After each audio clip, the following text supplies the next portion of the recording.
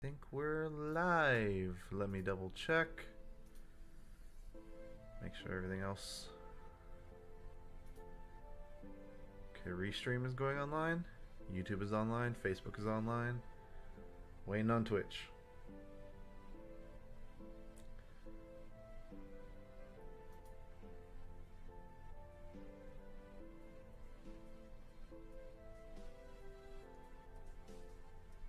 Oh, Twitch is online. It just put it all the way down here for some reason. Why you do that, Twitch? What's wrong with you? Cool. All right. And welcome everybody to the WGNS, the weekly gaming news show. A sort of podcast format news show that we'll be doing every Sunday, hopefully with a more strict schedule moving forward, though we're just trying things out right now. With me here is my co-host Dylan. Hey. And we got some pretty exciting news for y'all. Just right off the bat, a couple of big stories is that Xbox Series X will not be having console exclusives, or next-gen console exclusives, rather. Another will be that Sony aims to ship 10 million PS5 units this year, and Microsoft Flight Simulator is to come on 10 discs. All interesting stuff. So why don't we just jump right into it? The first story that we'll cover today is Paradox is buying Ice Flake Studios. Now this is mostly interesting if you're into this will really pertain to you if you're into strategy games, because obviously Paradox, that's the kind of their bread and butter. They have a lot of strategy games, and I don't actually know Ice Flake Studios. I know they're working on a game together, but this is just interesting because now they have, which is it? They have now 9 development studios across 6 different countries. So a seemingly small little studio who kind of put out, Civ-like strategy games over the years, and I played a couple of them myself, has grown to a rather large publisher. I mean, 9 studios is not insignificant. So while this is a small story, it's still good. Great job for both of them. It's always nice for a studio to be acquired, because that's just more money for them to work on the games they want to make. So all around, just kind of good. Yeah. They acquired Harebrained Schemes back in 2018, and I don't know if anybody knows, but they actually worked on the I believe it was the Shadowrun games, the Shadowrun Hong Kong, Shadowrun. What was it? Returns, and the other one I can't remember the middle one. Yeah. But yeah, those are good games. But yeah. Good publisher, probably good studio. So all good news all around. Yeah. Oh, this is what it is. I was like trying to remember. The game they're working on with Paradox that I guess convinced them to acquire them is Surviving the Aftermath, which does look pretty cool. It's currently available in early access on the Epic Games Store and as an Xbox game preview, which is their way of saying early access. So you can go check that out if you're interested. Very good stuff. And next up, we have Xbox Series X won't have true exclusives for a couple of years. You want to take this one? Yeah, sure. So this is good news for people that are kind of on the fence whether or not they want to get the new console. Of course, the new console would be an upgrade to the current series, but yeah. So if you want to play, if they ever release another Halo, you don't have to buy a new console if it's in the first couple of years. Yeah.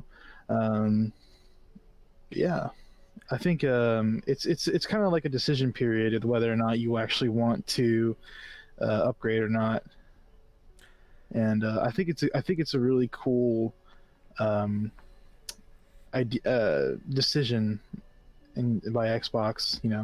Yeah, it's a very, I mean, it's consumer friendly, right? It's a consumer friendly move, and it's just kind of better all in all. We kind of have this problem every console generation, and whether that's business decisions or sort of technical limitations, which is always a sort of a combination of both.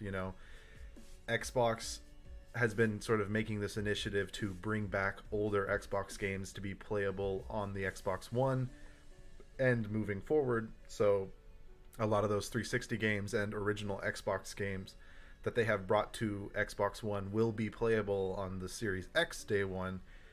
So it's cool to sort of have this, because one of the things that has always been the benefit of PC has been you have this huge backlog of games that you can almost always play. There's a few exceptions, but even then there's compatibility modes in Windows that almost always let you play anything you want as far back as you can go.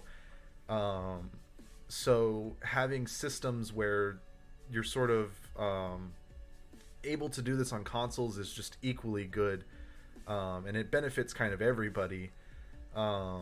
And it's been more complicated in the past because as we've moved from sort of system architecture to system architecture, it's harder to port those games over or bring them over in a meaningful way.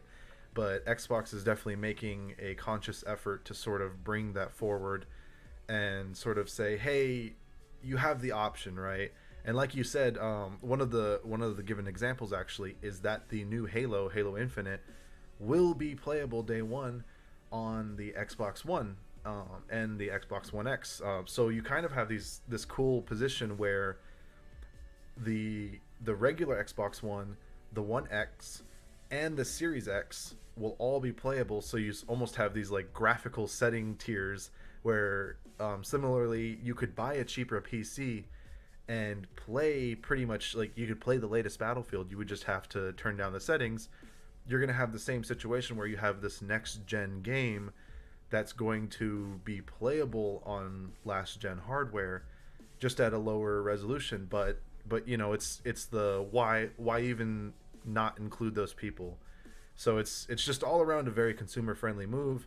It's a great thing. Now obviously they say for a couple of years, so the plan is probably that at some point you have to be realistic, and they just, if they want to push games forward, you probably won't be able to make it for a lot of older hardware. But for this transition period, it is really nice that you can buy any game now that's going to be coming out, and you can guarantee, like they're basically saying, hey, if it's an Xbox exclusive, it's going to be on all Xboxes. And then at some point down the road, when you decide to upgrade to an Xbox Series X, you still have that game, because they're also pushing that initiative where everything being built for next gen is going to kind of, up to the developer or the publisher at least, is going to be able to be transitioned over for no extra cost. So yeah, all in all, a very good move and a very smart move on theirs. As we know, they didn't do nearly as good as PlayStation this past generation. So I think a lot of these moves are really how Xbox is going to be solidifying itself in this coming generation, is a lot of these things that benefit the consumer greatly. And we actually have some more news of that coming, and that's a perfect segue into this, the next topic being Project xCloud launches September, included in Xbox Game Pass subscription at no extra cost. And again, this is one of those things where if you have the Xbox Game Pass, I think it might be the Ultimate only, which is $15 a month. Yeah.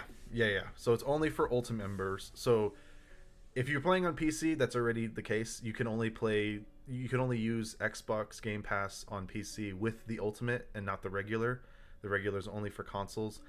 But again, to that added value, for $15 a month, not only do you get well over 100 really good titles free to play, or not necessarily free to play, but at your disposal to play, but now you're going to be able to get Microsoft's proprietary streaming service. So again, moving into the next generation, if you have an Xbox One and you really want to play Series X games at the fidelity of Series X, and you maybe can't afford to upgrade to the new console, but you have a good enough internet connection that you can stream those games, you could be playing Halo Infinite at 4K 60 frames per second just by streaming it. So I don't know, all around it's kind of crazy. They're making a lot of really good moves, especially with this one, because it's just such a good, the proposition value of it is just so incredible for $15 a month what you can get out of it, you know? Yeah, I didn't even know it was $15 a month. I would have something, but yeah, it's a great value. I think it's something that actually I'll look into because I like to play games like Sea of Thieves and stuff like that. But you know, I might not necessarily want to buy it on the Steam store since I'm a Hmm. PC gamer mainly. But I think that's pretty darn good value with the streaming and the Game Pass that you get already. So yeah. Yeah, it's just again one of those moves they're making that just makes a lot of sense. Especially, I think it's interesting because we've kind of just accepted a lot of things with past generations, maybe again because of the technical limitations, it was necessary. But moving forward, especially Xbox, but kind of everyone all around is kind of showing, you know, we can improve gaming, and it doesn't have to be on the video game level. You can do things to make a game better, but maybe Yeah. maybe there's things we can do to make the industry better, or like your choice as a player. Especially with uh, cross-platform is going to be one of those big things where I think Mhm. something that's Yeah. going to make or break a lot of games this coming generation is whether they're cross-platform. Because if Call of Duty can do it, you better hope you can do it. Because Yeah, it's just one of those things. It's like why don't we have that already? mm-hmm, I've anyways, yeah. It's about the delivery of the medium. It's like well, you don't have to go out to GameStop and buy these games anymore. You can just get them on Xbox Game Pass. And it's this digital delivery. We're coming out with a you know disc tray less consoles. All digital consoles. So it's a really interesting time to be a gamer, I think. yeah, very, very beneficial. I mean, especially for the wallet. It's just options are great. It's something we've benefited from on PC for a really But long yeah, time. I think No Man's Sky is also Oh on the snap! Game Pass. I think. Um, is that correct? Yes. Sorry, I just realized we were kind of over talking because I accidentally hit my mute button in Discord, so we had overlapped a second there. But yeah, No Man's Sky is on Game Pass. There's a lot of really, like you said, any Xbox exclusive title. So all of the Gears games, all of the Halo games. You get the Master Chief Collection with Game Pass, so you have all of the Halo games. Sea of Thieves, No Man's Sky. They have all kinds of. They had the. I don't know if they still have it, but they had the most recent. They had Doom, the 2016 Doom, and they had the most recent Wolfenstein on there. So they have some really good games that are AAA, not just the average like indie game. Though they do have a lot of quality indie games like Hollow Knight and such. So there's this huge variety of games, plus some really quality ones. Not everyone is necessarily into the kind of things that the exclusives that were put out this past generation for Xbox, but the fact that there's so much more than that, these quality titles, I think just adds to it that much more of how much they're pushing for the ability. And regardless of the reason, right? I'm under the full understanding that the reason they're doing this is to be able to get more of your money. But if you're making it's like, no mistake, this is a business who is trying to convince you to give them your money. But if I'm going to give them my money, or if I'm going to give anyone my money, I'd like it to be the person that gives me the most back. So they're definitely proving that with a lot of these initiatives, and yeah, just really smart. Yeah, and speaking of No Man's Sky, I think that the next topic is pretty interesting. Um, no Man's Sky Desolation is releasing. When is it releasing? Do I'm not you sure know? the exact release date for it. I'm not actually. It might already be. One's time setting. Its sites. I can't say. I'm not sure if they mentioned in this article.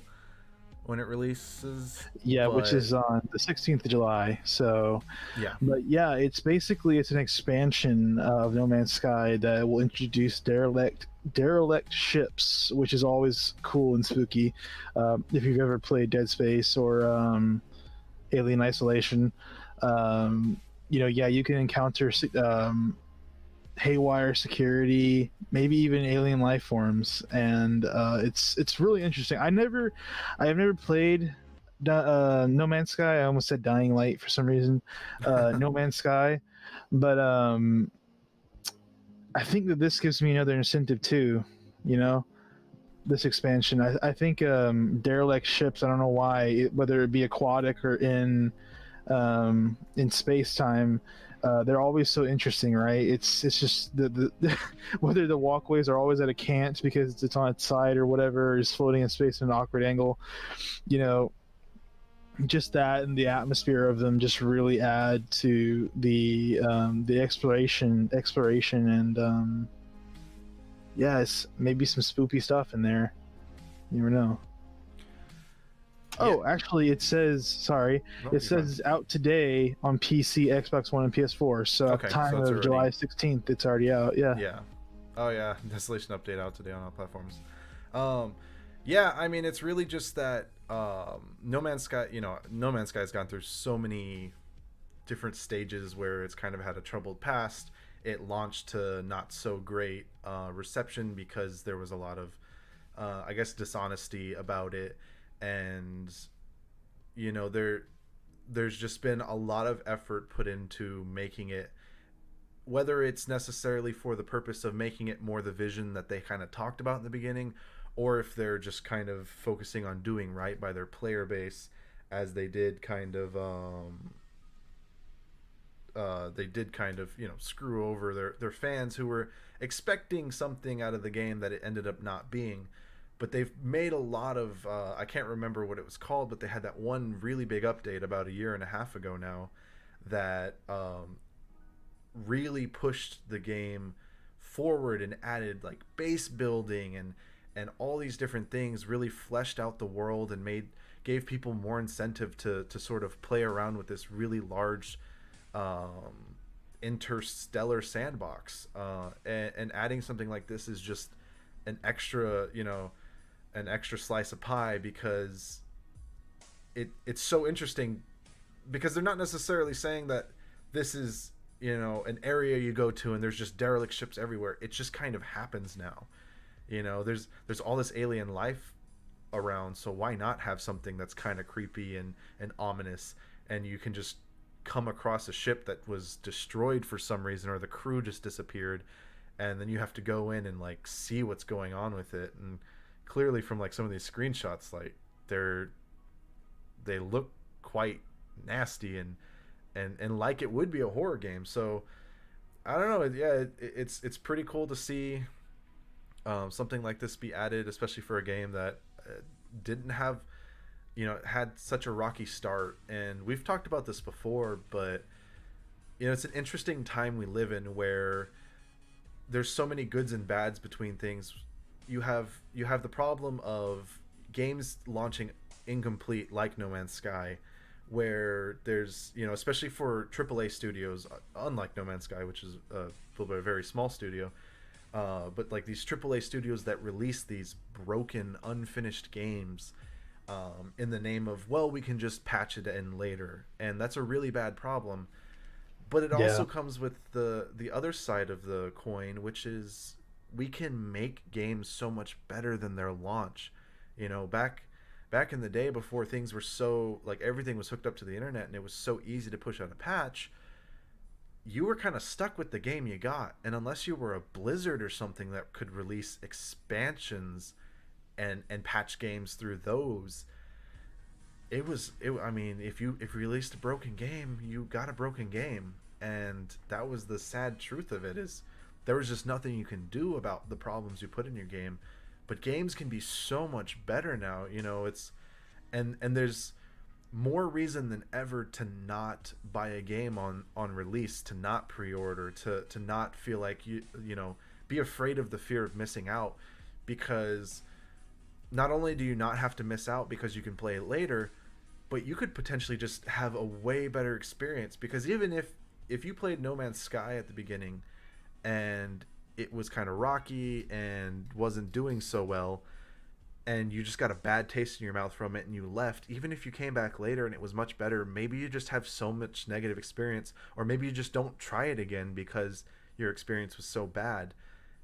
And this kind of gives you, we can think about games in this sort of sense of, I don't need to play this until I feel like it's the game I want to play it as. And to No Man's Sky, I was very excited for it, but I didn't buy it on release because I kind of got this sense of what was happening with it. There was a little bit, I was fortunate because I had a little bit of insight from some friends of mine and stuff like that. But for the most part, it was this thing where you could kind of tell, it smelled a little fishy. Things didn't seem quite right with it. There was a little bit too much being said and not enough being shown about its potential. And sure enough, on day one when it released, things went nuts. Like, people went nuts because it was just not what it was promised to be. And I think it was one of those things you could have, if you take a step back from all the hype, a lot of the times you can see where the truth lies, at least for the most part, and kind of take a more cautious approach. And we, one benefit to today is we kind of have more reason than ever to make smarter choices when purchasing games, and the ability to make a game better down the line is definitely one of those. We can take something like No Man's Sky, and if there's another game that just seems like a little too promised, like it just seems like it's a little, it might just be too good to be true, just wait, because if it comes out and it's bad, it might not be in a year's time. Yeah, and not just technical improvements, like just glitches in this and such, but also just iterations of it. Like PUBG, we're going to talk about that in a little bit, but they just sold 70 million copies, right? And they're still coming out with new features. I think it's always great whenever a developer doesn't say, hey, yeah, what we release with on launch day, besides maybe major DLCs, that's it. Instead of that, they release new iterations of the game. They add features. I'm trying to think of a game that I played recently that is introducing stuff. I mean, I played some Warframe earlier in the year, and that game is constantly updating and changing. Maybe not in huge ways, in the ways that people want, but it's still changing. And that still hints for a greater future for that game. Think of what you will of Warframe, but it's a good example of that. Compared to when it released, like what, in 2014 or something like that, or I think it was sometime in there. But yeah, something like that. And it's so, yeah. To your point, that game is hardly recognizable from its, other than its aesthetic. It's. I mean, they have open world segments, right? And the original part was kind of. I don't know if it's you like necessarily tile-based. like not dungeon crawly necessarily, but it's got, it was like a corridor, and then you'd have a big open space and a corridor and a big open space. And now they have full on like open world maps to like go through. Yeah, and recently they changed like their corpus tile set. They're changing the I know they already changed one. It's like an atmospheric planet. I can't remember which planet it is, but it's a corpus planet, and they changed the outdoor sections of it a lot. And now they're changing the base. They changed the base corpus tile set, which corpus is a faction of enemies in the game that you face. But yeah, they're still changing it. Even these old things that people were so used to, they're still changing. So yeah. Yeah, it's overall, I think it's a very good thing for the industry. And moving on, this is going to be a very Xbox heavy show. That just happens to be a lot of Microsoft news. But Xbox One X and Xbox One S, all digital, discontinued ahead of the Series X launch. Kind of predicted, at some point it doesn't make sense that they should be producing any more of them. The new consoles are about to come out, and I'm sure there's plenty of these consoles still floating on shelves that if people wanted to pick them up, they could. I highly doubt the demand is going to go up for these things, and if they do, it's the market for secondhand Xboxes is probably going to be huge. That's another thing too. If you hadn't bought an Xbox this generation, and maybe you're interested in some of these newer games that are coming out, but you're maybe not that interested in a Series X, start looking at the secondhand market for the One X's, because you'll probably be able to start getting these things for about $200. You know, and that's still a very capable console. You'll be able to push games at 1080p and even checkerboard 4K. All these next gen titles, probably quite well at between 30 and 60 frames. It all depends on what exactly they try and do with that hardware. It'd be interesting to see, now that we have these more like nuanced options, if they can for hardware, if they can start adding in maybe software options. Because imagine if you're on the, maybe the original Xbox One can only do 1080p 30 for these next gen console, or for these next gen titles. That makes sense. They're going to add a lot of things that are just going to, these games just aren't going to run quite as well. But if you have a 1X, maybe you can choose 1080p 60 or 4K 30. And then if you have a Series X, maybe you can even choose, because we already know the Series X is going to be able to go up to 120 frames a second. It's going to be able to push that in titles that it can push that. So if you have a title that maybe like Halo, where there's a competitive scene and maybe there's an advantage to having more frames, because there definitely is, maybe you can choose maybe you can choose like a beauty mode or a performance mode, and one of them, yeah, that'd be awesome. Yeah, like one of them maybe like goes down to 1440p or 1080p, but gives you 100 60 or 100 frames a second. Or the beauty mode is like, this game, it will always just like, this game is just going to run at 30 frames, but damn, is it going to run beautifully at 30 frames. You're going to have all your ray tracing on and everything like that, because that's a big part too, is like ray tracing. Even if you have the hardware put into the console like the Series X and PS5 are going to have, it's a very expensive thing to run. It's not like you can just put in a ray tracing chip and all of a sudden you can do ray tracing. It's still a matter of how much you can do. For example, the current lineup of NVIDIA graphics cards, the 2000 series with the RTX moniker, those have ray tracing on them, but it's only so powerful and it's very expensive. It cuts like 30% of your frames off. It's very expensive to turn on ray tracing, even with that dedicated hardware. Oh yeah. And the next generation is expected to be as good as 4 times as powerful in the ray tracing. So clearly, and as developers get better at putting it in their games, they're going to be able to make it more efficient or even just more intense, right? If you can make ray tracing cost less, then you could theoretically just add more to it. So we're going to see this interesting time as this new technology in gaming kind of fluctuates between how it's sort of done in these games and dealing with the hardware limitations of them. So being able to have all these, again, when it comes down to options, it's going to be very cool to see the way games kind of handle them, as we're going to have a lot of this old hardware floating around that's still, they're still intending to make it viable. They're discontinuing them, but they're, that's just a matter of metrics. They don't need to make any more. They're not going to sell that many more One S's and Xbox One X's.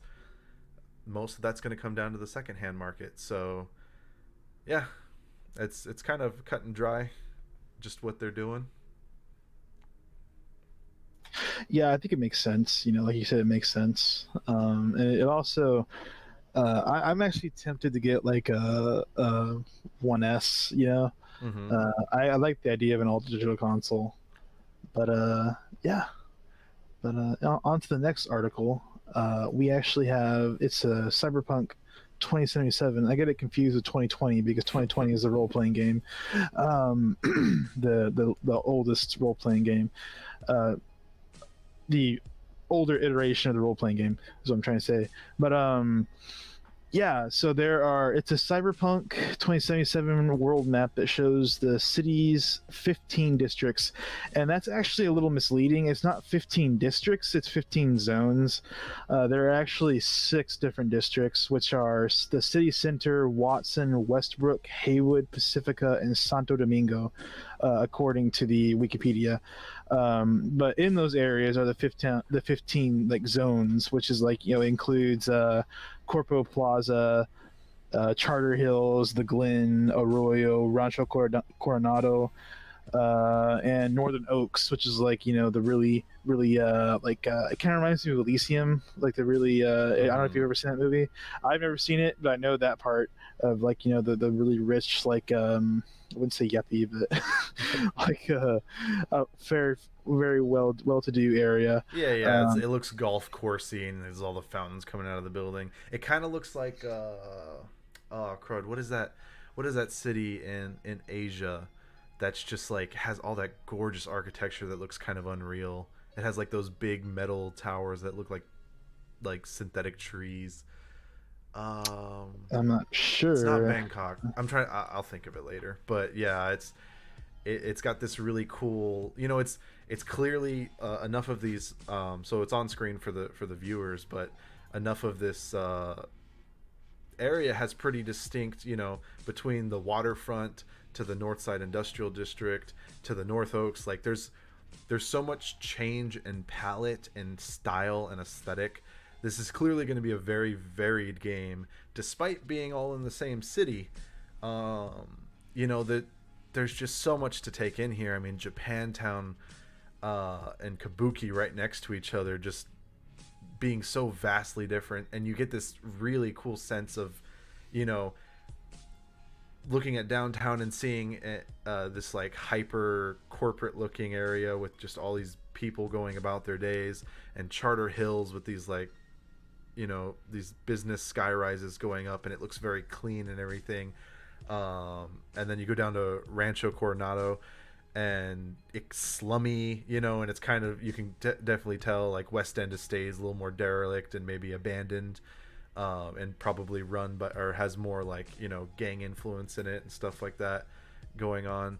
And then like North Oaks being this well groomed, well trimmed, fancy area with, it almost looks like that's like a floating yacht up at the top of that building there, kind of just sitting on Yeah, top yeah, it of it, does.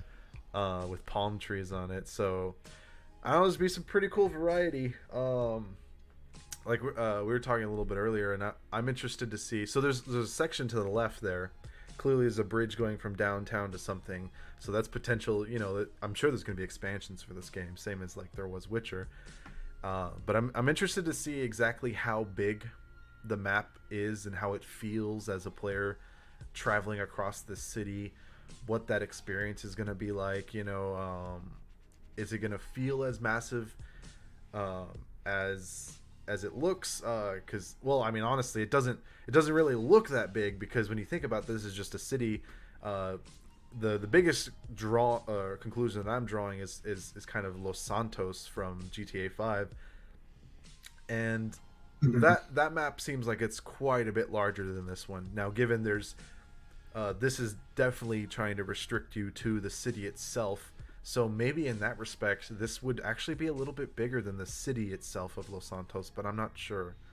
Well, Um, yeah, but remember also that there was also this kind of stretch of nothing between the desert and the desert portion and the actual, like, Los Santos city.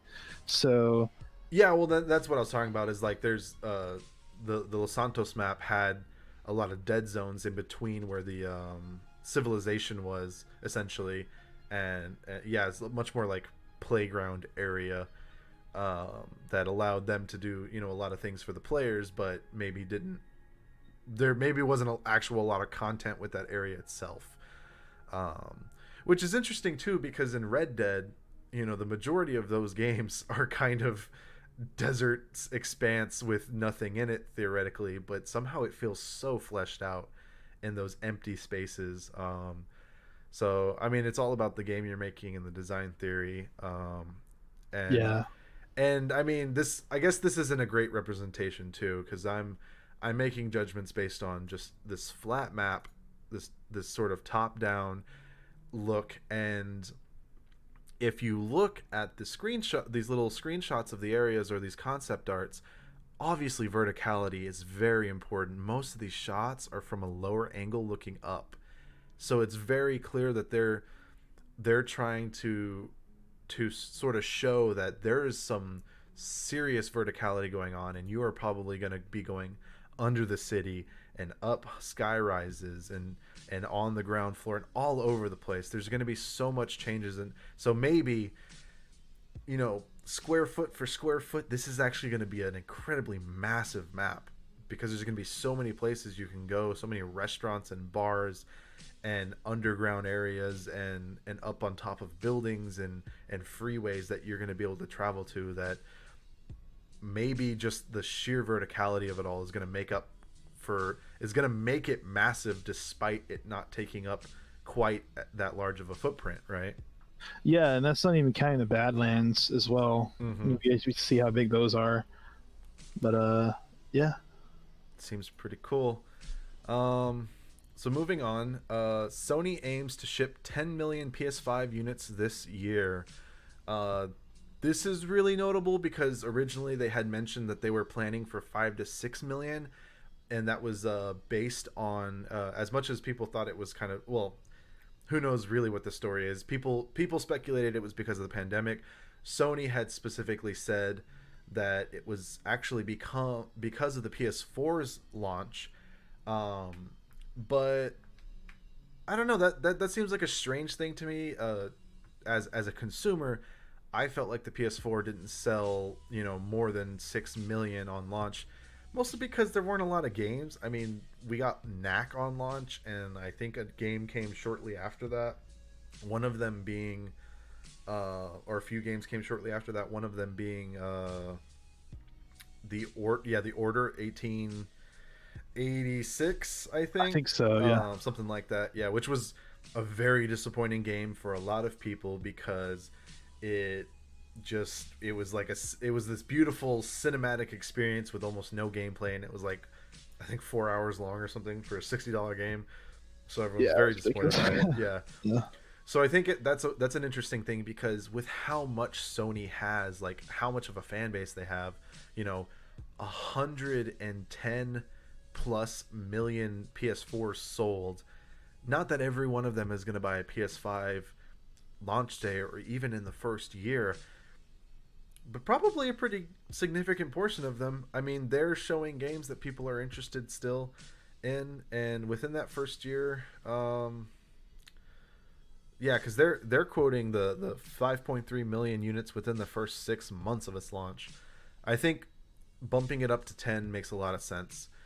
They're seeing the demand, they're seeing how much people are asking for this, and I think that's the smart move, because I think if they had done 5 to 6 million, we would have seen what's happening right now with the Switch, and kind of has been happening with the Switch throughout its entire life, where no one can get their hand on the damn thing. It's just sold out everywhere. No one can find one, Yeah. So I think having more is better. Obviously, you don't want to bite off more than you can chew. You don't want to make too many units and then you lose all this money hand over fist because you're just waiting for them to sell.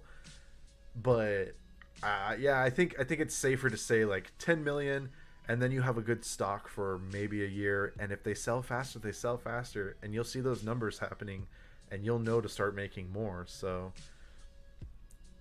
just probably better move.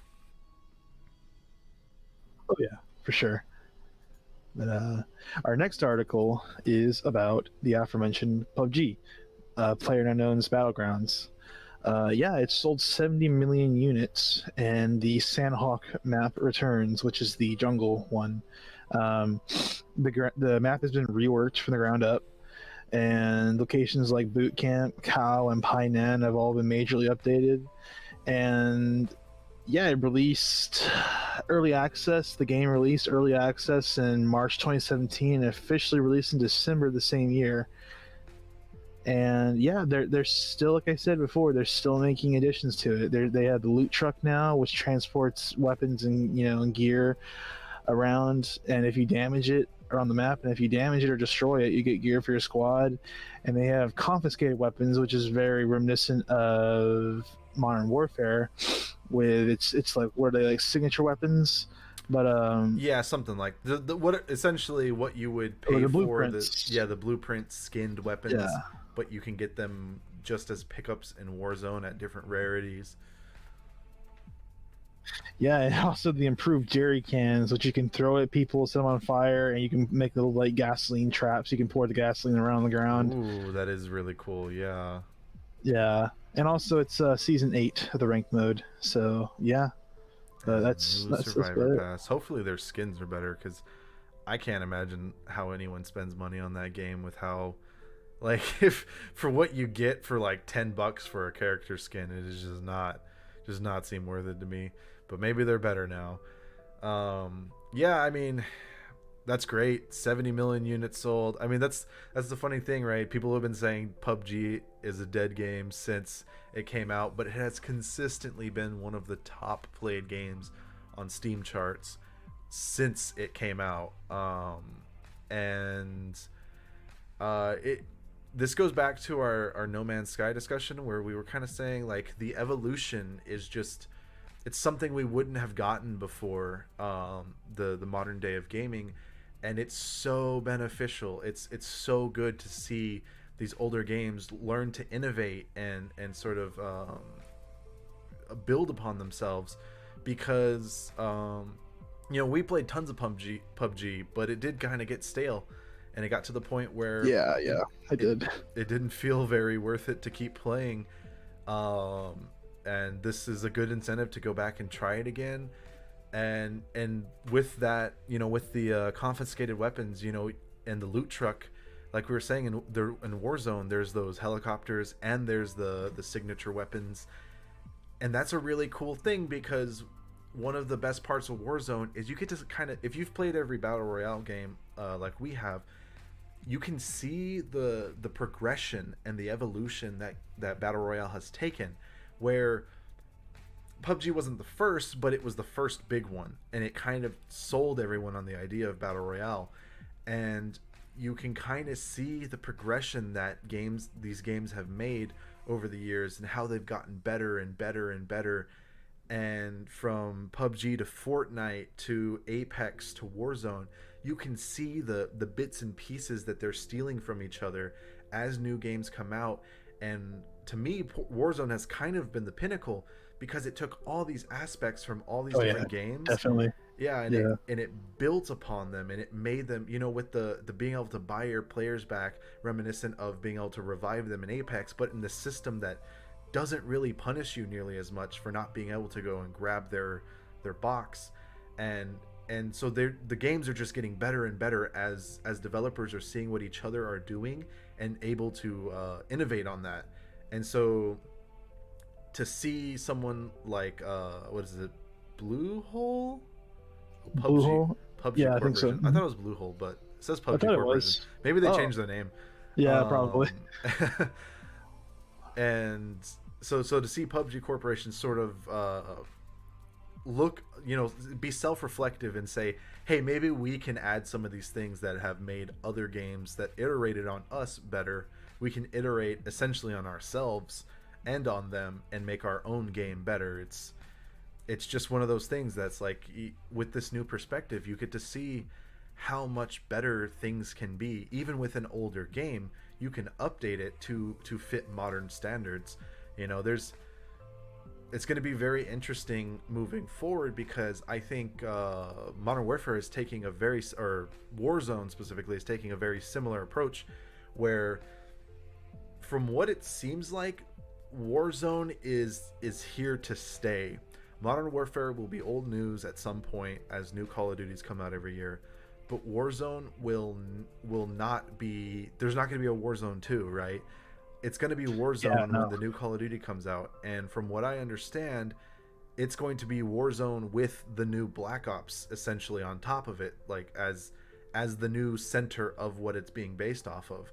And so you're going to see Warzone sort of continue and adapt and become whatever version of Call of Duty is out at the time, and be its separate but connected sort of game to that franchise, and or rather to the main games. And it's an interesting time because I think a lot of people are learning, you know, games as a service is such a dirty term, and I don't think it has to be. It's just that we've experienced so much, you know, like DLC for a long time was a really dirty term, and I think it's just more of the way people were handling it, because there's right ways to do DLC. But if your DLC is like skin packs instead of new maps, um, Yeah. maybe there's a problem there. You know, if there's not more content and there's just more like fluff, then there's an issue with it. And similar to this, if you have a game as a service in terms of like it's this continuing, because I mean technically games as a service is as old as MMOs, because you know like World of Warcraft, you don't just buy that game, you buy the subscription to it and you have to pay monthly for it. So that's a service you pay for to be able to access that game, and it's benefited greatly. And as long as they're doing what the players want, that's great. And I think Warzone's going to kind of have a similar theory to it. And it's going to be interesting to see more and more games and what stands the test of time, right? What games sink and what games inevitably are able to hold on and stick around as trends change, and maybe they would have been obsolete, but maybe they did enough to innovate and update that they're just going to be here forever. But yeah, overall very cool. And Yeah, good for the totally. future. Mm. So this one I included mostly just because of my opinion on it. So the box art for new Xbox games is too darn messy. This is a GameSpot article. Microsoft wants you to know when a game's optimized for the Xbox Series X, and at this point it'd be hard to miss. Basically, I'm just gonna go to the images here. Oh, thank you, prompt. It shows the difference between a PS4 and an Xbox game. Recently, PS5, Sony has released what the new Spider-Man game is going to look like on as a disc box on PS5. Really, all it is they're taking the PS4, they're kind of cutting the top part in half, changing it to white, and adding a white bar at the bottom as well. And for Xbox, it looks like they're just going to have an Xbox case. That's going to explain that it's Series X, it's optimized for Series X. It works on Xbox One. It has 4K Ultra HD, HDR, smart delivery, and I get it. There's a lot of junk going on here, and it's not a visually pleasing thing. But you already have this, the rating pending. You know, you have that rating on there, and you have the Codemasters thing, and overall, it's like, personally, I'm looking at this and I'm like, who cares? Exactly. Yeah.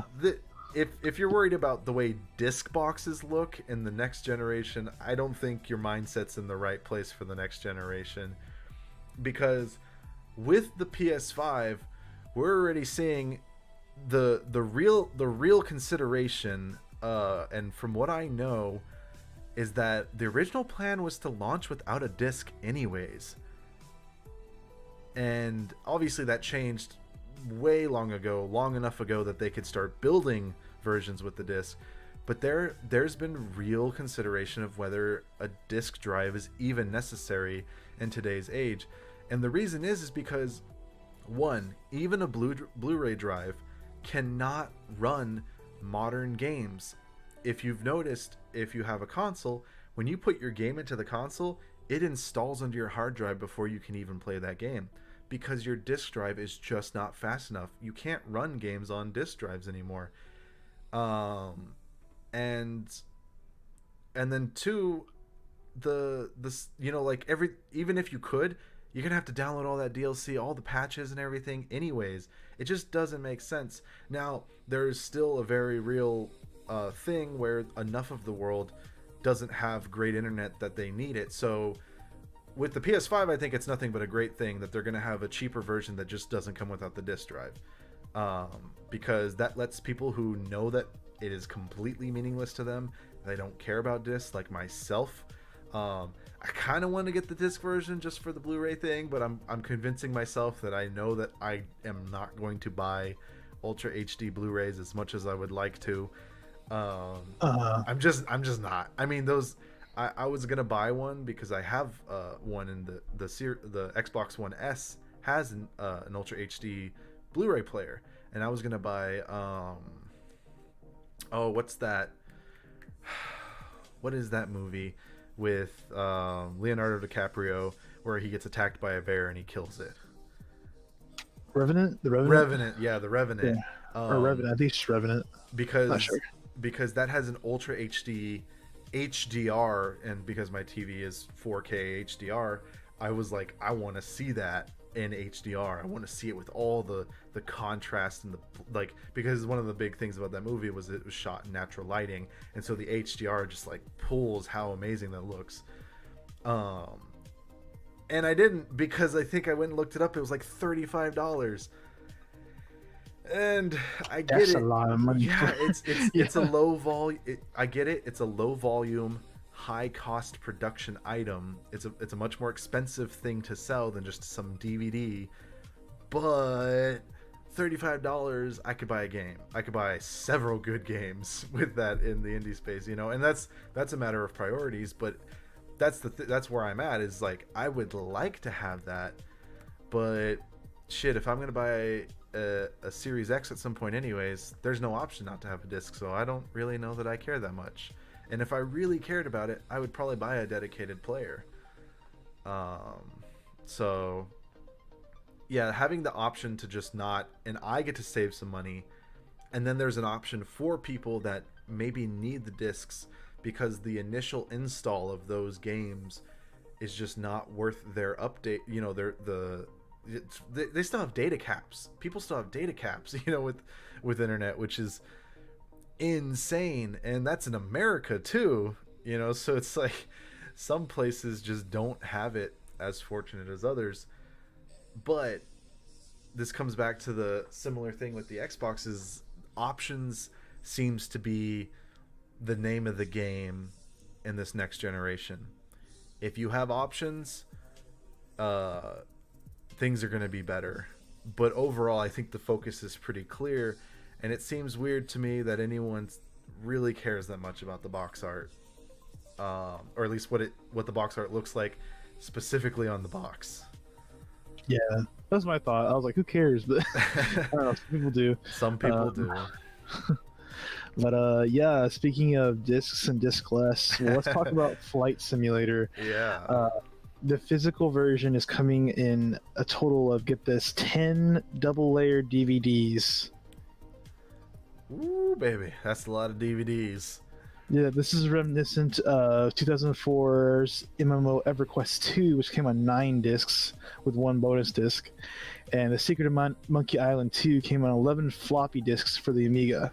Well, those are diskettes, but you know, different thing. Yeah. But still, yeah. So the 10 discs, basically, it holds 90 gigabytes worth of content, which is the simulator code itself and the virtual world it's set in, according to developer Aerosoft. So that's 90 gigabytes of stuff you don't have to download, but you still have to download the initial like basically the initial setup and all that. So you still have to download it. It's not game ready, you know. So that's still one thing, but it's interesting for collectors and people who still buy the physical edition of the game. I know a person who's gonna definitely do that. Yeah. But yeah, and I think that's really what it comes down to. Again, with options, and it's funny because like 10 discs, and I remember the days, like it's definitely a bit before our time, but I still had I had a game that was on like 3 floppies, I remember. So you had to install it in 3 parts. And it's funny, but it's also like, it makes more sense for this game than a lot of games, I think, because Microsoft Flight Simulator has, you know, a lot of, it has an on average older player base than more games. And I think a lot of these people are, I from what I know, I think they're making it run like very well across a whole slew of hardware. Like it's going to scale down really well. And so the reality is that there's going to be a lot of dudes, a lot of older dudes, who are really, because man, it's not a huge section of people, but the people who are into flight simulators are into flight simulators. I've seen setups where people have straight up ripped off, like it almost looks like they went into the cockpit of like one of these smaller Boeing jets and just built that in their living room. They stole all of it and then they hooked it all up, because Yeah. they have some dedicated setups with all of their gear all over the place. And so it makes a lot of sense for some of these people who probably don't spend that much money on having the most advanced hardware, and maybe they will for this. Like it's very possible that the same audience is going to be dedicated enough to go and get all of this stuff for this game, but or rather like buying new cards and everything, because I know there's going to be like great ray tracing and stuff in it. So potentially they will be upgrading their hardware. But if they're not, they're probably people who don't care that much about having a great internet connection. They might even have something that's on par with like a kind of crappy DSL line, or not DSL. What was it? Dial Dial up. up. Yeah, dial Yeah. up. So having the option of being able to put these discs in, it's a very real possibility. They still have a DVD player that can burn. I don't have one in my computer. I have one downstairs, but that's a media PC. Yeah, that's what I was gonna say. I don't even have. I mean, I do have a disk drive. That's because I bought this and I didn't really realize I didn't need a disk drive in my PC when we were talking about the diskless consoles. But yeah, it's kind of funny. But go on. But yeah. I mean, it's just the player base for this. I think this makes more sense than a lot of games to have a version, even if it's so large. And again, that's why it's coming on 10 discs, because console games are on Blu-rays, but the majority of people who have disc drives in their PCs, they're going to be DVD drives, because PC just never needed to make that jump to Blu-ray, because by the time consoles were on Blu-rays, people on PC stopped using discs. So that transition kind of happened at the same time, meaning that most people on PC don't have Blu-ray drives, because why would you? That's an extra $30-40 you could put towards a graphics card, a better graphics card, or CPU or something. So the priorities are just different. So this makes a lot of sense for them. And I actually really like this like premium edition that they did, or the collector's edition, because it's like a travel pamphlet, right? It's got this little book in there. It's got an actual physical manual, which is awesome. It has like a little it looks like a greeting card sort of thing. Actually, what I'm looking at here is the standard edition, I think. So dang. Yeah, that's what I was gonna say. The standard edition comes with some pretty cool, just in a cool little package. So overall, I think like if you're gonna do this is the right way to do it. There's a lot of effort put into making something that looks really cool and makes a lot of sense for your user base. So yeah, I don't know. Again, Microsoft they're making a lot of news, but that's because they're doing a lot of things that are probably all the right decisions, I would say. Oh yeah, totally. Yeah, so that wraps up the general news. Do you want to talk about Ubisoft Forward? Yes, yeah. I didn't even pull that up, but I will get that now. Yeah, we can definitely talk about that. So what were your overall impressions? I think one of the big things was Hyperscape, and obviously Assassin's Creed Valhalla and the Far Cry 6 reveal trailer. Yeah. But in terms of Hyperscape, I don't know. I'm not too like taken by it. I think it's just if like we were talking about with the different iterations of the battle royale games, with PUBG and Apex and all that, if it can like substantially improve on that, I'll definitely play it. But if it's just more of the same, I don't really see myself playing it, because I've never played Fortnite, I have no desire to play Fortnite. Mm-hmm. Sorry if there are any fans out there in the comments. Don't hate me, but Well, um, that's not true. We played the original Fortnite before it was a battle royale. yeah, that's true. But we didn't play the battle royale. Yeah, Yeah, so yeah, we played. I missed that. That was a good game. But yeah, it was. anyways, uh, but yeah. So if it's just more of the same, I probably won't play it. I mean, I don't know. I might try it. It's free, right? So I'll try it. Probably, maybe. Yeah. But it nothing in the trailer um, really impressed me. You know, I didn't see any new features. Like there's kind of like these quirky, like Valorant esque like abilities that you can use, Yeah. but that didn't really impress me a whole lot. I like the explanation, the backstory of it. That was pretty cool. But yeah, Yeah, that's kind of that's kind of where I'm at is aesthetically and sort of like this world building sense seems like a really cool game, which maybe goes into a larger topic of like I remember way back in the day, and clearly they didn't actually mean this, but PUBG, because people were complaining about it, they were like, oh well, we're gonna make a story for everything, and I always had an issue with stuff like that because some things just don't need an explanation. Sometimes a game can just be about the the experience you're playing, right? Like the idea Mhm. that, oh, if this thing doesn't have a story, it's so bad. It's like with Call of Duty, Call of Duty could launch without a story and I wouldn't bat an eye, because even if the story is good, I'd rather pay $20 less or have whatever amount of effort they put into the story added on to the multiplayer experience, because that's where the majority of what I went to that game for is. And yeah, it is kind of reminiscent of Fortnite in that it's just like it's definitely more arcadey. I mean, it's a first person shooter, and the only real cool thing I think it has going on for it that I'm not seeing out of anything else, even like the likes of Apex, is its verticality is it's pretty unmatched. Yeah, Um, yeah, that was interesting. yeah, the from a gameplay perspective, that's the main thing that looks like it's going to make it unique is how much verticality it has. I'm not sure I care too much for some of the like the show of some of the powers. Uh, the Some of them look like they might just be a little bit frustrating to die from.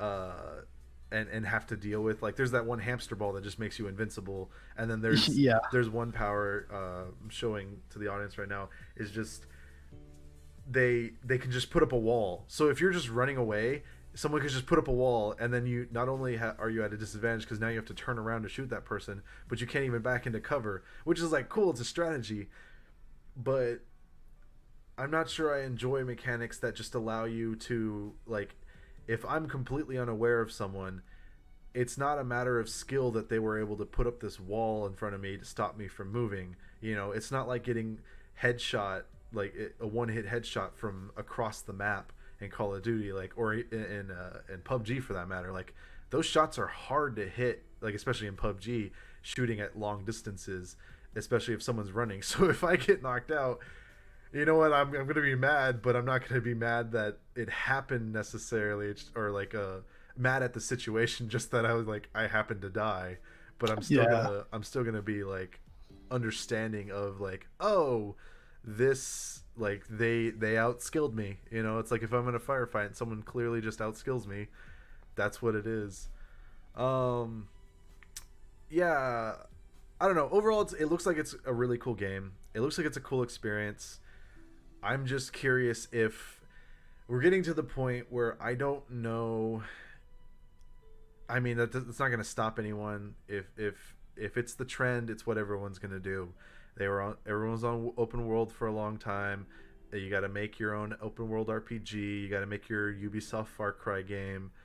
Um, and now the trend is battle royale, and so everyone's got to make their own battle royale. We've seen everyone do it. Like Battlefield had one, and if they're smart, they'll never do it again, because even if they can make a good one, it's just just focus somewhere else. These guys are doing it. I know this is a game of money for companies, but maybe just don't. You know, maybe Yeah, you don't need to. yeah, Um, and I'll go on. oh no, that I mean that was really it. It's just sometimes you just don't need to. Yeah, yeah, but in this case, like the environments, like you said, seem cool. The urban sprawl kind of is interesting.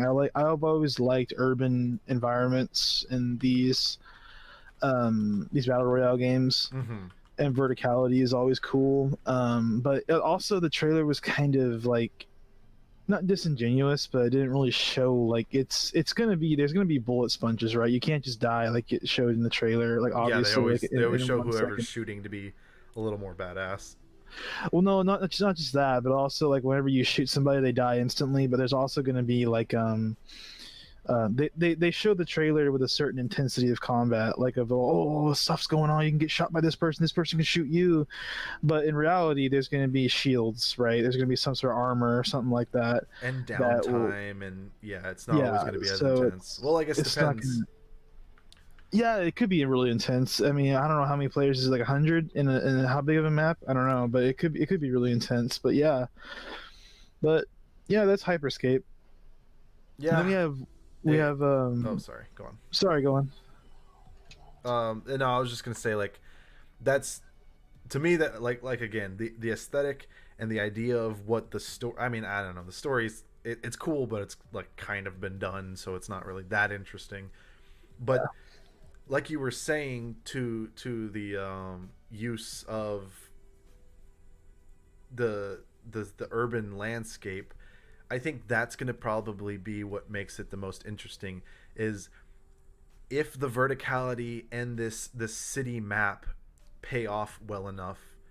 um that might make it the reason to play that game is that it's just so much more interesting in combat, because even with Call of Duty, one of the few, like one of the things it does suffer from the most is when someone is on top of a building.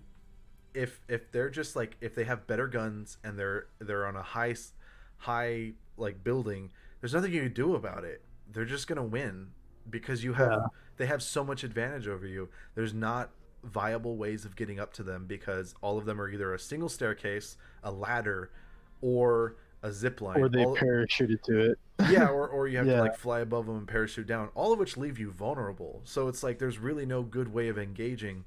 Whereas something that goes a little less realistic, um, like like this is expecting to do, especially in those urban environments, will allow for much more dynamic gameplay and the power dynamic to sort of change a lot more drastically. And I think that's going to be interesting because um, it looks like all of this takes place in that city, and in pub or not PUBG. Well, I mean PUBG, yes, but even in Warzone, where they have like the downtown and the hospital areas, and promenade and stuff, the majority of that map is fairly flat, and that's because of that movement dynamic where you're not really expected to go very vertical very often.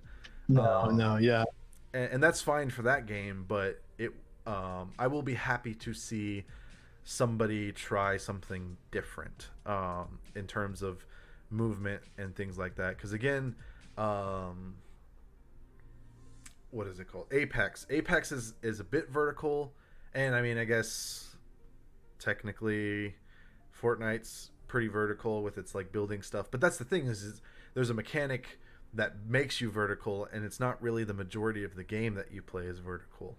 So, um, I don't know. It'll be interesting. It's gonna be free, so we'll probably try it day one or sometime close to release. Uh, yeah, yeah, but I'm not expecting too much out of it.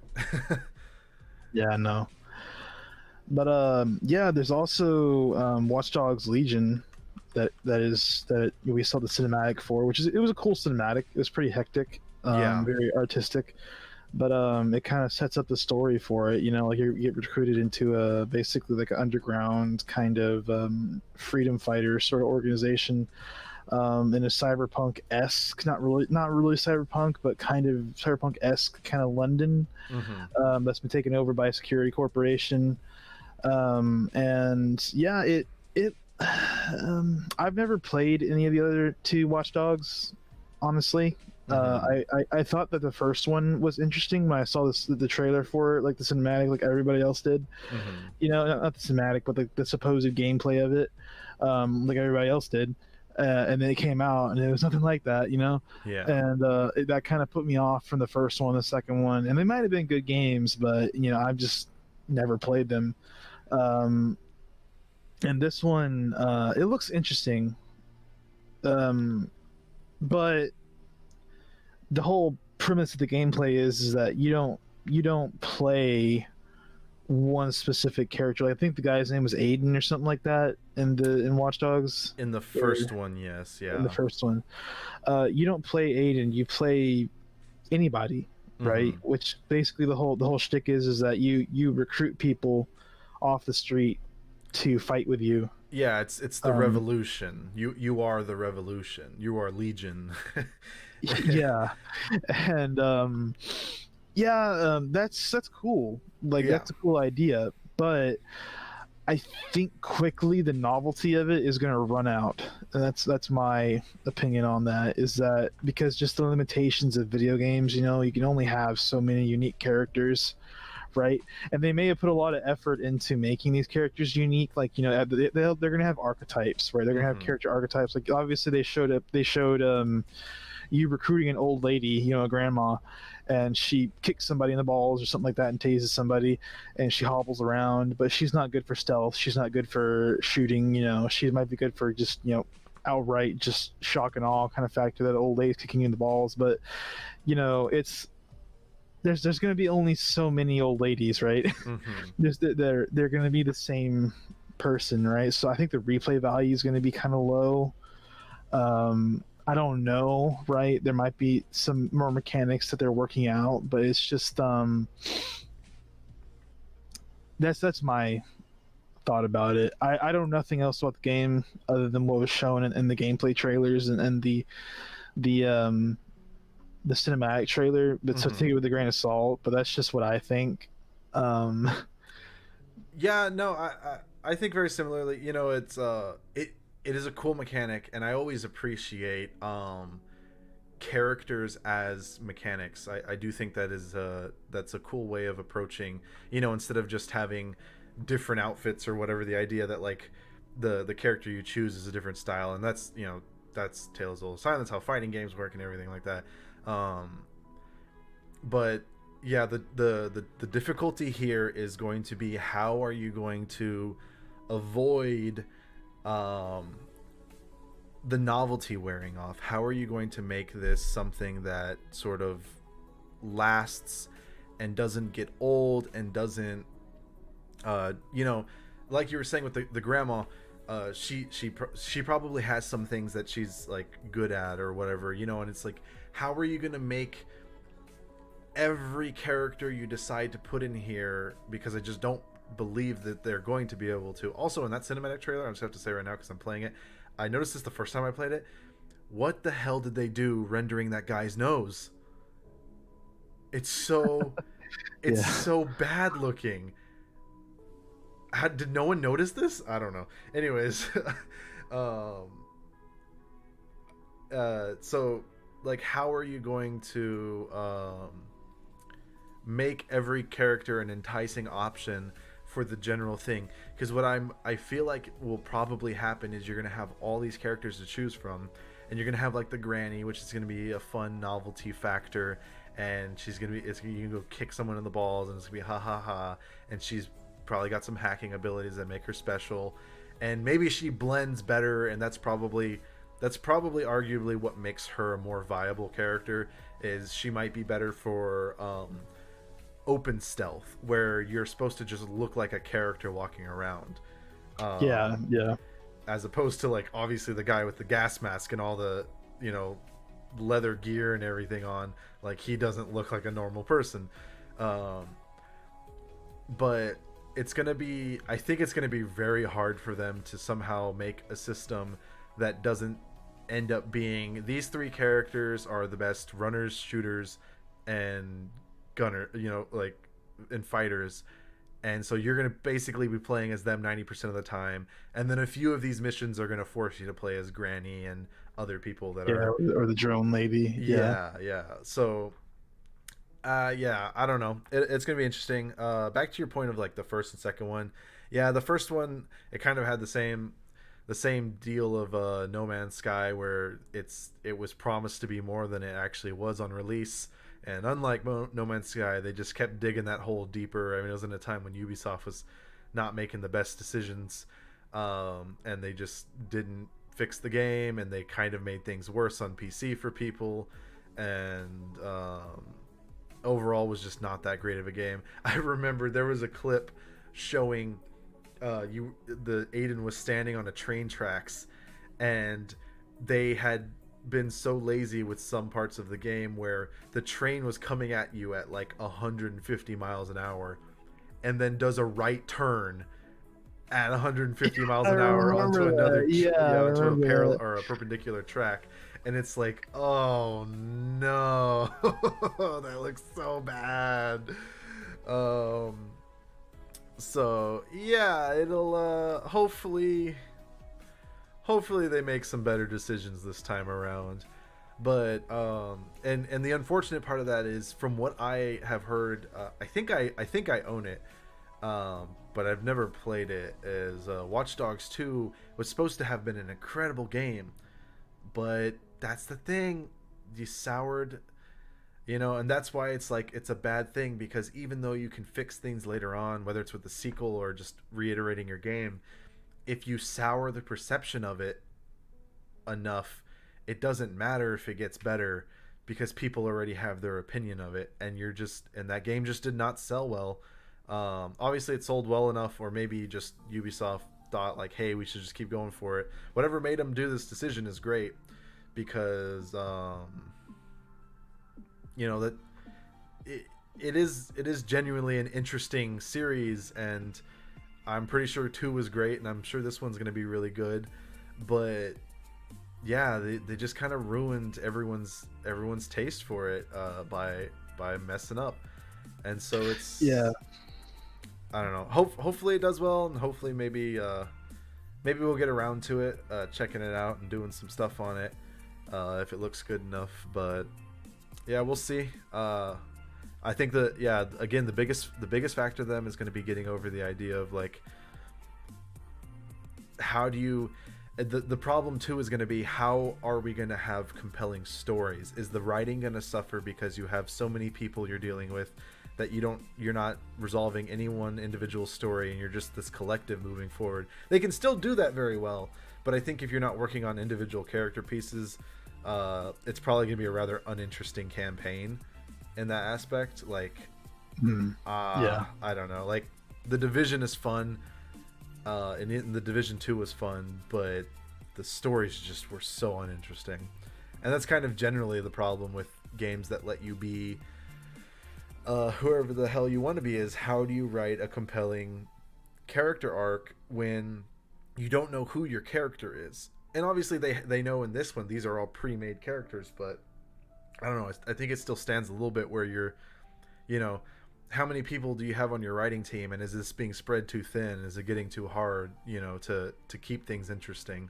So it has a lot to overcome with a rather ambitious system, to see if they actually can deliver on keeping it fun. But here's hoping they do. Yeah. I hope they pull it off. I hope I'm wrong. I hope that it's a great game. Yeah. I hope if I play it, I hope I enjoy it. Yeah, but then we have Assassin's Creed Valhalla, which I'm not excited for. I haven't really been excited for Assassin's Creed since really Assassin's Creed 3, which is the American Revolution one, I think. And yeah, because 4 was Black Flag. Yeah, I haven't bought an Assassin's Creed since Black Flag. And it's just the formula for me just got so repetitive, and there weren't enough iterations on it. It was just well, Black Flag was the one that actually turned me off too, because I remember playing it and just like the first 10 minutes of the game, looking at the mini map and being like, oh my god, there's all this, like, just all the items on the map, so many markers, just god, what's all this shit? You know, none of that is interesting. You know, none of it's going to be a valued time. Like if you're going to spend time on this, you know you're not getting any value back from it. So yeah, they've had a lot of problems with, like, you know, again, the whole Ubisoft thing. They've become so formulaic, and from what I've heard of, like, Odyssey, they did a lot to improve that, and maybe they're moving in the right direction, right? And it's going to be interesting with this, because as Vikings, there's obviously a much more dynamic, where you have this home life base that you're going to be working on. So there's that mechanic, and then it's going to be the raids. You're going to go out to sea and go to England and start doing raids on people. And yeah, hopefully they're able to do it in a way that just keeps down, like, keep the crap out of it. You know, this, if you have 20-30 hours of content, don't make it a 60-hour game. Don't add 30 hours of item collecting and stuff like that. It's just I don't know. One thing that's bothering me about this, actually, because I'm sure it'll be overall a fine game, the one thing that's bothering the most is trying to make this as an Assassin's Creed game. I'm not sure it should be, right? Yes. And yeah, you're right. I was gonna say, it doesn't seem like a traditional Assassin's Creed game. Like it's about open combat, you know, like not mass combat, but I mean, I guess mass combat. You know, like you fight multiple people with your you know, your squad basically, and yeah, it kind of, I don't know. I don't know. I'm wondering if this could have been like, we'll see when it comes out. I'm trying to get some more there. We'll see when it comes out how exactly things work out, but yeah, I'm almost wondering if the game is being held back by being an Assassin's Creed title, because that means that naturally they have to add in Assassin's Creed conventions, and this seems like, you know, Vikings are kind of the trend now. They're, you know, they've been that way for TV shows and movies for a little while, with the Vikings and like and similar shows springing up, but now it's kind of leaking into games like Vikings and Cyberpunk. Those are the new trends in gaming for sure. But I wonder how interesting they could have made a lot of these, a lot of the gameplay, if they had just not worried about being Assassin's Creed. And I wonder how much it's going to be held back by being Assassin's Creed, because I'm not so much worried about them ruining the name of Assassin's Creed. I'm worried more that they're going to ruin this game, because it could have been more than just an Assassin's Creed game. And it, you know, because is Ubisoft the one that did what was that fighting game with their samurais? Huh? For Honor. Yeah, For Honor. Yeah, so they did For Honor, and not that it should have been like that mechanic system, but some kind of hybrid probably would have been pretty cool. And if it's just going to be that Assassin's Creed, you know, the Arkham, Batman Arkham style fighting system again, I'm not sure that's very interesting for a Viking game, you know? And we'll see. It looks like they have a lot of mechanics dealing with like planning things and raiding and stuff like that. But again, I don't know how they're going to tie this in as an Assassin's Creed game. I have not seen anything that makes it even remotely look like an Assassin's Creed game. Yeah. But I'm afraid if either it's going to be so far removed that they only chose to call it an Assassin's Creed game because sequels sell, for better or for worse. But that ultimately means, you know, like, if this is an Assassin's Creed game only by name, then it just shouldn't have been an Assassin's Creed game. And if they ham-fisted in Assassin's Creed elements to make it an Assassin's Creed game, then maybe they should just not have done that and not made an Assassin's Creed game. Because, I don't know, maybe it's just my personal, the bad taste in my mouth to that series now, now that it's been like, I've just gotten so over it. but I don't know. It looks like a compelling game that might suffer from what it's trying from its like identity, its self-imposed identity. Hmm. Because yeah, there's so much variety to the weapons. Like I just don't. Looking at it now, I don't see how this is an Assassin's Creed game. It's a third-person action brawler with some stealth in it. And that's another thing is there was a mechanic shown where you put on your this big black furred coat to blend in, Yeah, which yeah. they tried to make sound novel, but it's like Assassin's Creed's been doing that forever. But also, you clearly don't look like anyone else. I was Like, thinking that too whenever that happened. Yeah. in what universe you could sneak past a guard looking like this when you're just like so much larger and bulkier than everyone else? I don't know. And then you're like kneading dough with this bear robe slung over your back. Yeah, I don't know. I'm not buying it. I'm not buying the like illusion of uh like there's obviously a video game, but I don't know, to some point, like maybe conventions, especially at this point, maybe we need higher standards for these conventions, because it's just like what is going on here? Like this is so cheesy. The studio publisher clearly has enough money and everything to work with this.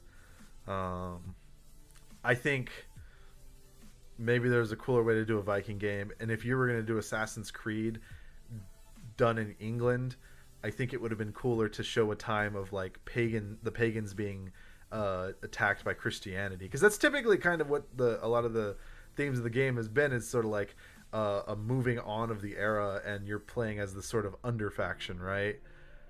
Hmm. Um, so I think that would have been a cool thing to do if you were to keep this setting, but I don't know. We'll see what happens. I'm just uh, again not super hopeful. Yeah. I'm sorry, Ubisoft, but Yeah. you've trained me not to trust you, so prove me wrong. Yeah. Yeah, and next we have the Far Cry 6 reveal trailer, the cinematic trailer with the what was it what was his name? Giancarlo Gustavo. Esposito, Yes. that's the actor. Yeah, with him in it and his character's son. And he gives his son a hand grenade and walks out to a crowd and gives them a speech of, you know, how you have to control your country and what they think of you. Hmm. Um, and then, Which is like, that's dude. This is bread and butter. He's so good at those roles. yeah, Um, yeah, and yeah, it was interesting. First, what I thought was like, where is this set? Is this set like in like Cuba? Because I saw the old cars, and I'm thinking, you know, that's not the only country that has old cars in it. And then I'm like, it'd be like in South America, Central America, somewhere in there, you know, right? Something But like, I think it kind of.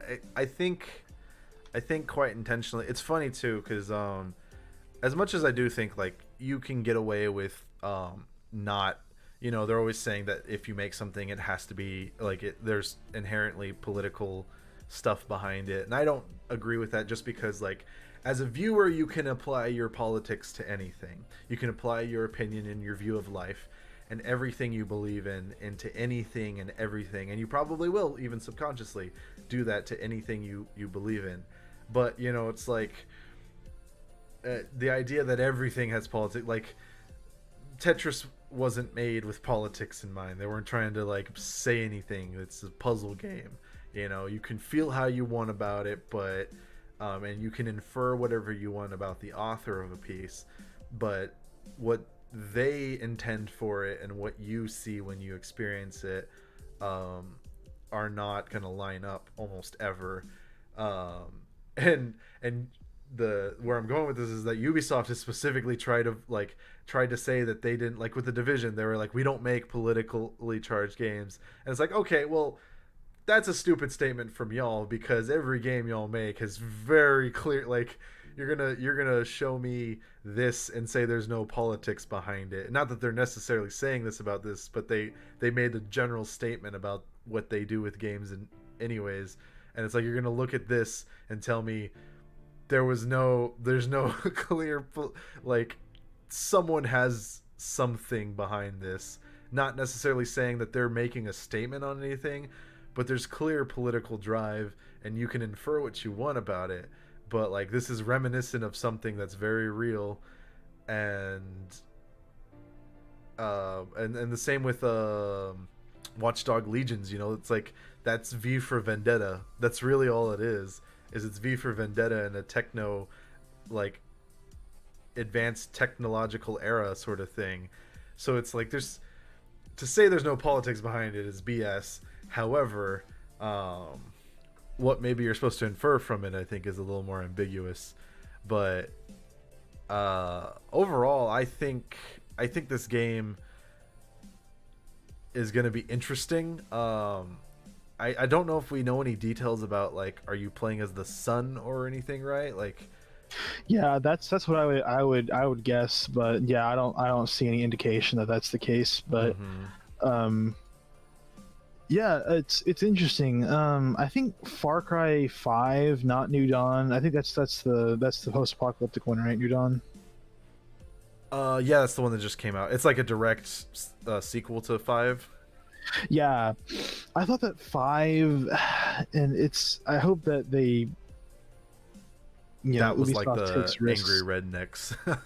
Yeah, they were a religious cult and stuff like that, and I think Far Cry set in America with just I don't know. I think that was a really, really good setup for a great game, and they just didn't deliver. It felt like it was a mile wide, but like an inch deep. Mm-hmm. And it could have been a really great game, like the whole like religious cult thing, and it was so interesting. There was so much to work with there, right? Like the potential was, like you're saying, it just there's so much potential, and it does not seem like enough came out of it. Yeah, it was more the same. It was Far Cry, but it Mm-hmm. was it was and it's fun. It was a fun game. Mm-hmm. And I don't mean, whenever we talk about this, I don't mean to like shit on Ubisoft.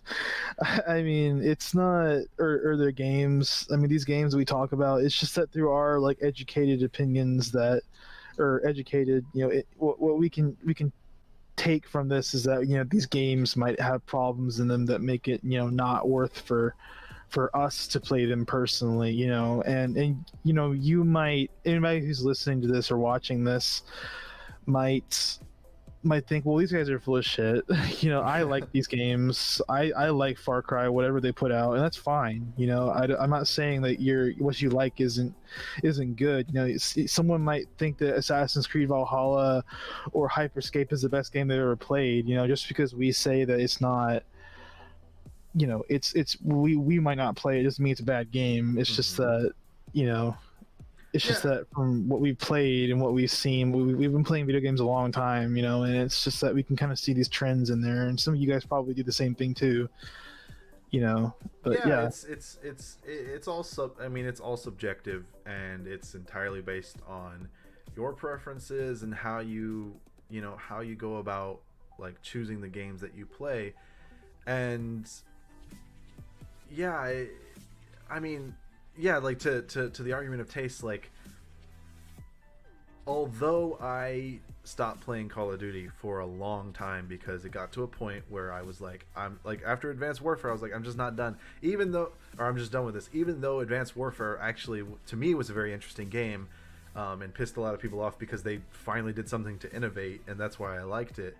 But people just didn't like that. Like, there was still a point where I was like, okay, this is too much of the same. Even with the changes, I just don't care.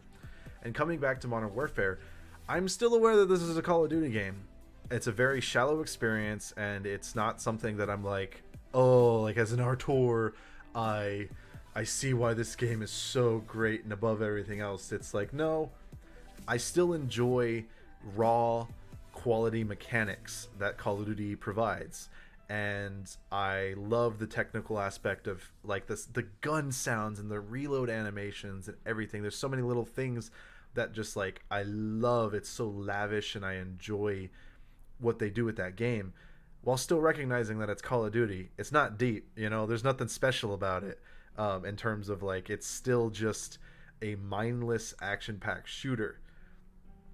Yeah, yeah. So there's plenty of room to be critical and have sort of a keen eye on things while still having like I guess you could call it a guilty pleasure, but yeah, like I'm sure overall like I could go back and play any of these Far Cries or play the Watchdog games and or the Assassin's Creed games that I had missed out, and I could probably have a really good time with it. I'm sure there's plenty to enjoy in those games. It's just that when I can recognize certain things like a developer essentially putting in hours of content that just provides nothing back for me, I don't have the time of day for that, you know, especially if it would give me an advantage to move the story forward more because it would give me a special item or whatever the case may be. um so it's like you're saying, it's just things as someone who's been playing games for so long and a variety of games for so long, it's trends that I see. And it's not to shit on Ubisoft specifically. They have just made enough of these games that I know what to expect for them to a certain degree, and I would be more than happy to be surprised by them. I would love to be wrong and these be amazing games and to be like my favorite games ever.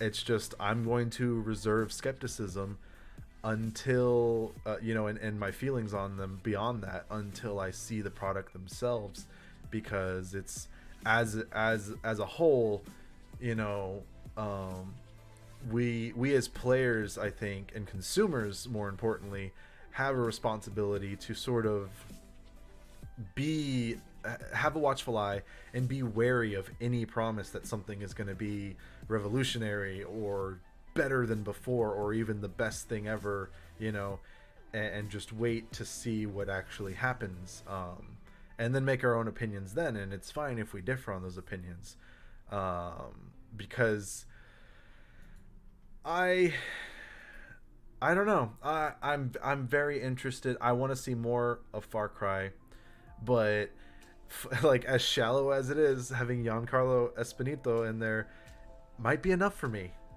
You know, if the rest of the game seems good enough, and I believe in him as a protagonist, might be enough for me. But Yeah.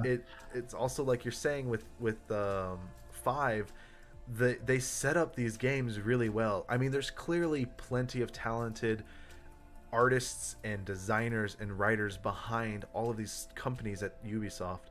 What I feel like happens a lot of times, which is why I look at them as a publisher and generalize their games a lot, is that, like you're saying with the mile wide inch deep sort of thing, there's clearly someone with a really good brain coming up with these ideas. These concepts are amazing, the art is beautiful, the stories look beautiful, Yeah.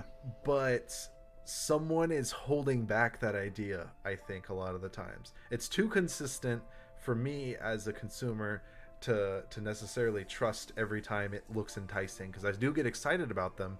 I believe, like, people say just don't buy into the hype. I think hype is fine. I think being excited about something is great, and you know, something to push you forward. I get excited about a lot of things. I was excited about No Man's Sky, but I was still conscious enough to sort of wade through my own personal hyped opinion of what I want it to be, to look at it and be like, ooh, I don't think that's what it's gonna be.